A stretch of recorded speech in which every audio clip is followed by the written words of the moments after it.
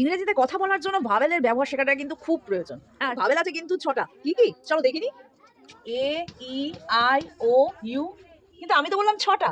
6 নম্বরটা কি? তাহলে সকাল থেকে কিন্তু টানা অনেকক্ষণ পড়া হয়েছে, বাকি পার্টটা কিন্তু ব্রেকের পর। ও আই লাভ ইউ টু। চলো চলো চলো বসিয়ে না, এই অনেক দুষ্টুমি করেছি। পড়তে চল পড়তে চল, ব্যাগ নিয়ে বসে পড়ো। কি বাজে তো। 6 নম্বর ভাবেলটা আর কেবি নয়, ওয়াই। শুনে অবাক হচ্ছে না? ওয়াই আবার কবে ভাবেল হলো? হ্যাঁ ঠিকই বলেছো, এটা কনসোনেন্ট, ভাবেল নয়। তবে কখনো কখনো ভাবেলের মতো ব্যবহার করে, কখনো কখনো না, অনেক সময়। তাই একে সিউডো ভাবেলও বলে। তো এর ব্যবহারগুলো ভাবেল হিসেবে কখন হয় চলো দেখে নিই, তারপর শেখাবো কনসোনেন্ট হিসেবে কখন ব্যবহার হয়। ওয়াই এর দুটো উচ্চারণ হয়, বুঝেছো?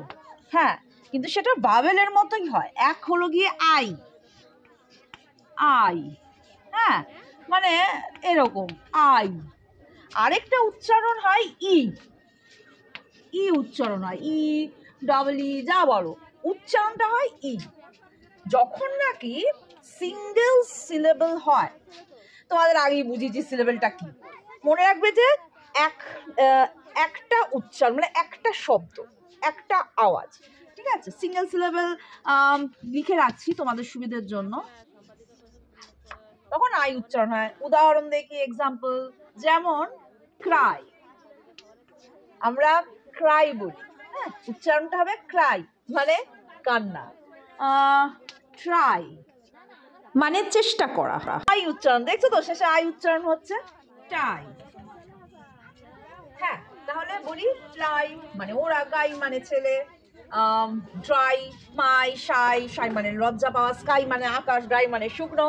হ্যাঁ তো এগুলো সবকটা দিয়ে দেখো তোমরা সিঙ্গেল সিলেবেল, অর্থাৎ একটা শব্দ, আর কি শেষে ওয়াই আছে তো আই উচ্চারণ, ঠিক আছে? এবার তাহলে চলে যাই কখন ই উচ্চারণ হচ্ছে। তো জেনারেলি যখন নাকি ডাবল সিলেবেল থাকে তখন লাস্টে যদি ওয়াই থাকে বা ই উচ্চারণ হয়, ওটা কিন্তু শেষ হয় ওয়াই দিয়ে। চলো দেখে নিই। হ্যাঁ আরেকটা কথা, ই উচ্চারণ ই দিয়েও হয়, আই দিয়েও হয়, কিন্তু শেষে যখন আমরা ব্যবহার করছি ই এবং আই এর বদলে জেনারেলি আমরা কিন্তু ওয়াই ব্যবহার করি। উদাহরণ দেখি, আমি একটু তোমাদের সুবিধার জন্য লিখে রাখছি, তোমরাও লিখে রাখো কখন এটা হচ্ছে নাকি ডাবল, তখন ডাবল সিলেবেল দুটো শব্দ। একটা উদাহরণ দেখি, বে বি, দুটো শব্দ হলো বে বি, তখন আমরা বে বাই বলছি না কিন্তু, বা বে বেই বলছি না, আমরা কি বলছি বে বি, অর্থাৎ ই উচ্চারণ হচ্ছে। আরো কয়েকটা উদাহরণ, কারণে সি টি, সরি, ড্যাডি। আমার একটা মজার জিনিস তোমাদের দেখাই, ইয়াম্মি, ইয়াম্মিতে দুটো ওয়াই ব্যবহার হচ্ছে, একটার উচ্চারণ কিন্তু ইয়া, ঠিক আছে, আরেকটার উচ্চারণ কিন্তু ই, এটার উচ্চারণ কিন্তু ইয়া, এটার উচ্চারণ ই। তাহলে কেন এরকম হলো তোমাদের বলে রাখি যে ওয়াই যখন সামনে কোনো শব্দের সামনে থাকছে তখন কিন্তু ও আর ভাবেলের উচ্চারণ থাকে না, ও তখন কনসোনেন্টের মতো করেই ব্যবহার করে। এবং ওয়াই এর কনসোনেন্ট উচ্চারণগুলো তাহলে কি, কিছু এক্সাম্পল দেখি।